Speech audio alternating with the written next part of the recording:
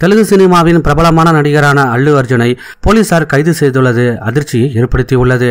நடிகர் அல்லு அர்ஜுன் நடிப்பில் சமீபத்தில் வெளியான திரைப்படம் புஷ்பா 2. இத்திரைப்படத்தின் பிரீமியர் ஷோ ஹைதராபாத்தில் உள்ள சந்தியா திரையரங்கில் நடைபெற்றது.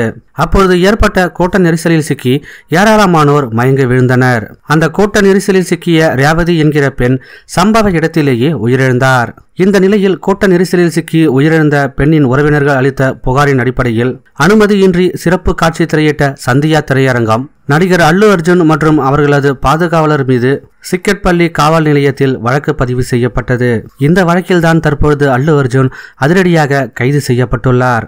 அவரை கைது செய்த போலீசார் போலீஸ் வாகனத்தில் காவல் நிலையத்திற்கு அழைத்துச் சென்றுள்ளனர். அவருடன் திரையரங்க உரிமையாளர் மற்றும் மேலாளரும் கைது செய்யப்பட்டுள்ள சம்பவம் தற்பொழுது சினிமா வட்டாரத்தில் பெரும் பரபரப்பை ஏற்படுத்தியுள்ளது.